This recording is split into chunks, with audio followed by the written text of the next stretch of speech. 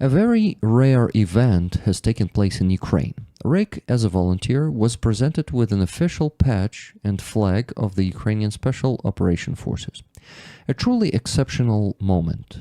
Unfortunately, rules and traditions don't allow him to raffle off official items like these.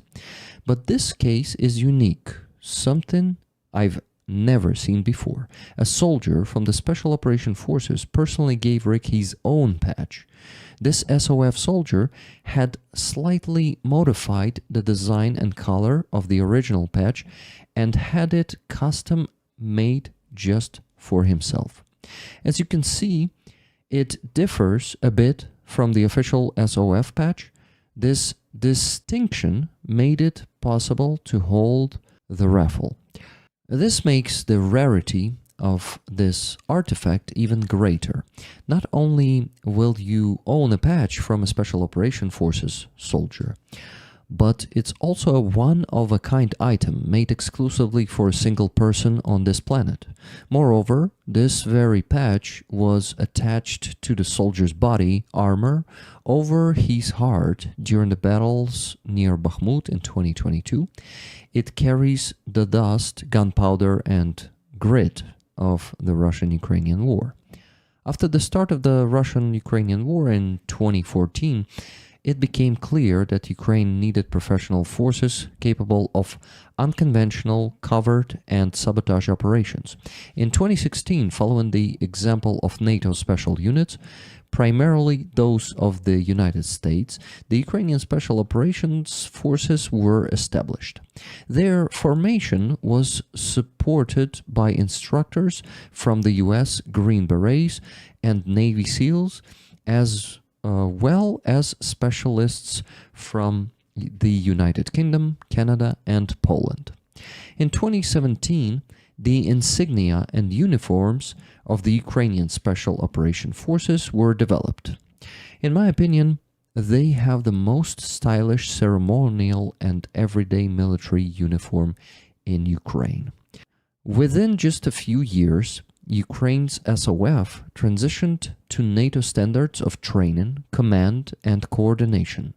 Their organizational structure is modeled after the US Special Operations Command.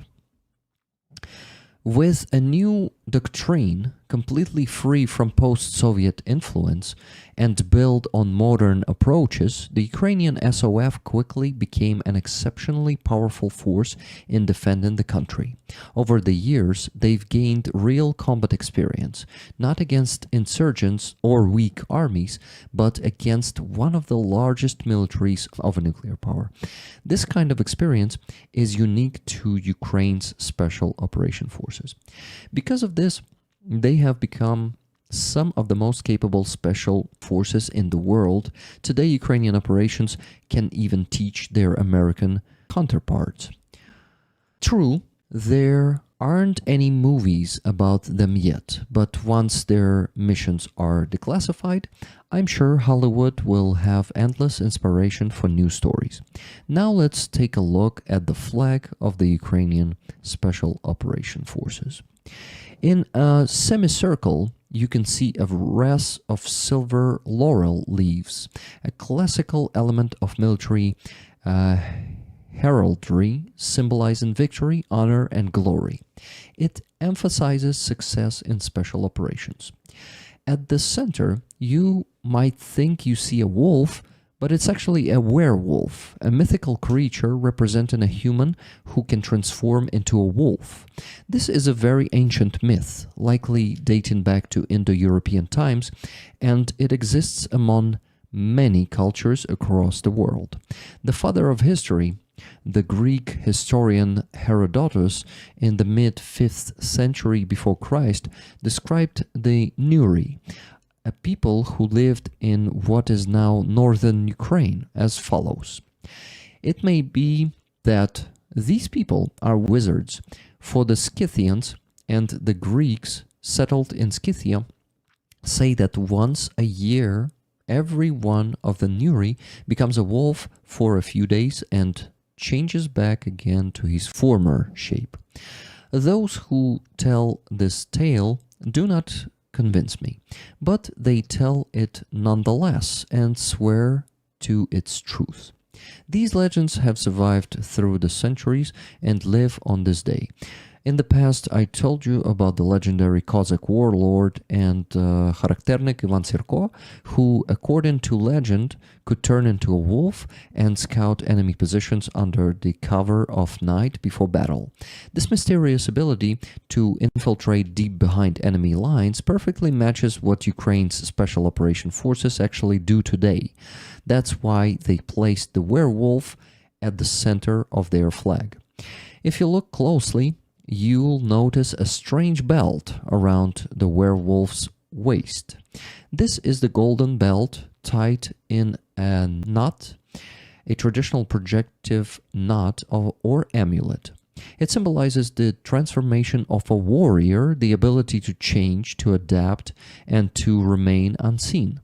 The motif comes from ancient Cimmerian and Scythian traditions, and later from the Carpathian warrior belts known as chersy. Today, you can still see this type of belt as part of the traditional clothing worn by Ukrainians living in the Carpathian Mountains in western Ukraine. This belt is often depicted on the clothing of Kharacterniks, legendary Cossack warriors believed to possess supernatural abilities. Now let's take another look at the flag. At the bottom we can see a bident, the double-pronged trident-like symbol that also appears on the SOF patch. This is the personal mark of Sviatoslav the Brave, ruler of Kyivan Rus in the 10th century. The official title of the rulers of Kyivan Rus was Veliki Knyaz Kyivsky, Grand Knyaz of Kyiv. The word knyaz came into the Slavic language from the Vikings of Scandinavia, where rulers were called konung. That term derives from the Proto-Germanic kuningas, which in modern English became the word king. Sviatoslav was an extraordinary warlike ruler who spent nearly his entire adult life leading military campaigns. Throughout his life, he fought both alongside and against the Byzantine Empire, also known as the Eastern Roman Empire, a West Christian superpower of the Middle Ages with its capital in Constantinople, modern-day Istanbul. Some records preserved in Byzantine archives allow us to learn a little more about Sviatoslav the Brave. Here is a depiction of his meeting with Byzantine Emperor John I Zimisces. If you look closely, you'll see an inscription to the right of the figure, reading Sviatoslav. That's how his name was written in 10th century sources. It was likely derived from the Scandinavian name Sven, which was later Slavicized with the suffix Slav. Over time, Sven evolved into Sviat, from the Slavic root meaning holy. The Byzantine historian Leo the Deacon, who personally saw Sviatoslav, left one of the few surviving eyewitness descriptions of his appearance. He was of medium height, neither very tall nor short, with bushy eyebrows, blue eyes, a snub nose, and a long mustache, but no beard. His head was completely shaved except for a lock of hair on one side, which signified noble birth. His neck was thick, his shoulders broad, and his body rather lean. He wore a white garment, cleaner than those of his men, and in one ear he wore a gold earring with a ruby and two pearls. Since he lived in the 10th century, no original portraits of him have survived. However, modern Ukrainian artists and historians specializing in the clothing of Kyivan Rus have created several reconstructions of how he might have looked. Fascinating, isn't it? The hairstyle and mustache resemble those later worn by Cossacks until the 18th century, yet his clothing is that of a Viking. A very striking look. We should also mention his family. His father was Knyaz Ihor, whose name comes from the Scandinavian Ingvar. When Sviatoslav was still a child, Ihor was killed while collecting tribute from the Drevlyans, and a confederation of tribes who lived in what is now Zhytomyr Oblast in Ukraine. He was executed in a particularly brutal manner. But Sviatoslav's mother was no ordinary woman. She was an extraordinary figure in her own right. Her name was Olga. That's the Slavicized form of the Scandinavian name Helga. She took a fierce and ingenious revenge for her husband's death. After surrounding the city of Iskorosten, today known as Korosteń, she demanded a ransom in exchange for lifting the siege. Her request seemed harmless, just 3 pigeons and 3 sparrows from each household. The town's people gladly agreed and brought her what she asked for. Then Olga gave a chilling order. She had pieces of a smoldering tinder tied to each bird and set them free. The birds flew back to their homes, and since the city was built mostly of wood, Iskorosten burned into flames and burned to the ground. Now that's what you'd call creative revenge.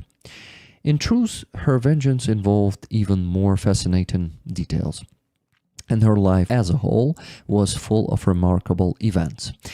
I might write a separate story about her one day. A woman ruler in the 10th century was an extraordinary rarity for that time. So what's the lesson here, guys? Never make Ukrainian women angry. Trust me on that, just don't. After her husband's death, Olga ruled Kyivan Rus, and as the de facto sovereign for about 20 years, from 944 to 964.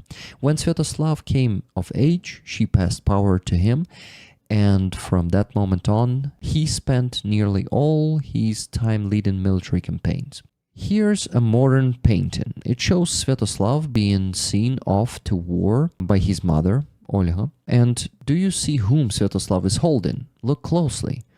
That's his young son, Volodymyr.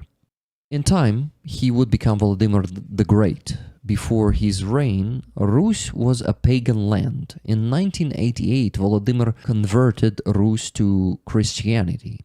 If you've ever been to Kyiv, you've probably seen his monument overlooking the Dnipro River. It was his personal symbol, the trident, Trezub, that later became the traditional coat of arms of Ukraine. Now let's return to the SOF flag. Across it, you can see the inscription in Ukrainian "Idu na vy," which can be roughly translated into English as "I march on you." This was the phrase Sviatoslav used to warn his enemies before battle, a declaration of fearlessness meant to intimidate the opponent. It was his way of saying, I don't need the element of surprise, even if you know I'm attacking, I will still defeat you. If you're familiar with British history, you might recall another Viking, William the Conqueror, who in 1066 won the Battle of Hastings and took over England. The Anglo-Saxons fought mostly as infantry, while William's forces included cavalry, giving him a decisive advantage. 100 years earlier, Sviatoslav the Brave had been the first ruler of Kyivan Rus to introduce mounted troops, revolutionizing military tactics in the region. Just a few centuries later, the tradition of these horsemen would evolve into Europe's knightly culture. Sviatoslav's constant drive for warfare and his innovative use of the army allowed him to greatly expand the influence of Kyivan Rus. On this map, the red area shows the territory of Rus at the time Sviatoslav came to power, while the orange area represents the lands he conquered within just a few years. Beyond subduing smaller tribes, he defeated several major states of the era, including the Volga Bulgars in today's Tatarstan, Russia, the Khazar Khaganate around modern Rostov region, Russia, and even reached as far as the Caspian Sea. Later, he turned west and waged war against the powerful First Bulgarian Empire, which at that time rivaled the Byzantine Empire itself. After one of his campaigns against the Bulgars in 972, Sviatoslav was returning home to Kyiv, traveling up the Dnieper River. Before several hydroelectric dams were built in the 20th century, the Dnieper had numerous dangerous rapids. These rapids posed serious obstacle. Near one of them, close to Khortytsia Island, today part of the city of Zaporizhia, nomadic Pechenegs ambushed him, and Sviatoslav was killed. He lived only about 30 years, but in that short time he achieved an extraordinary amount. At the site believed to be near his death in 2011, a fisherman accidentally pulled a sword into his boat. He handed it over to a museum. After restoration, historians determined it was a 10th century Carolingian style sword, engraved on the barrel in the name Ulbert. That's essentially the brand name of its maker, something like a Rolls-Royce or Ferrari of medieval swords. Lavishly decorated, it clearly belonged to a person of great status. In Ukraine, it's known as Sviatoslav's sword. Sviatoslav has become a symbol of boundless courage. Football fans of Dynamo Kyiv, especially the Ultras, chose Sviatoslav the Brave as their emblem. You can often see his image displayed in the stadium. The thing is, after the start of the Russian-Ukrainian war in 2014, Ukrainian football ultras volunteered en masse to join the army. Many of them became the backbone of the new modern, non-post-Soviet Ukrainian military. I think you already know the name of Denis Prokopenko. Before 2014, when he was still a student, he was one of the leaders of the Dynamo Kyiv Ultras movement. It was at the stadium that he got his call sign, Redis. The Azov movement has once grown into the Azov Corps, the Third Assault Corps, and the Kraken unit. All of them belong to what is known as the Azov family, a force that originally began with football ultras from various Ukrainian clubs. Ukrainian football fans have done an incredible amount to defend their country. Honestly, I didn't expect that a story about the Ukrainian Special Operation Forces flag would somehow lead us all the way to football. But let's get back to why we're really here, the patch raffle. Right now, you're witnessing something truly extraordinary, something that may never happen again. A combat patch from a Ukrainian Special Operation Forces soldier being offered as a raffle prize. That's just wow. When I first saw it on Rick's stream a week ago, it literally took my breath away. I couldn't believe my eyes. Don't just be witnesses, be part of it. Buy your tickets and increase your chances. This soldier gifted Rick the official flag and patch of the Ukrainian Special Operation Forces. These items cannot be raffled or given away. He also presented Rick with a valuable battlefield trophy, which will be auctioned later. And as the cherry on top, he offered his personal combat patch for this raffle. That alone shows how generous this man truly is. Unfortunately, the secrecy rules of the SOF prevent Rick and me from sharing many details that would help you understand just how remarkable this person really is.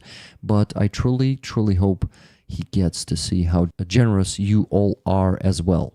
Rick has managed to bring together an incredible community from all over the world, people for whom nothing is impossible.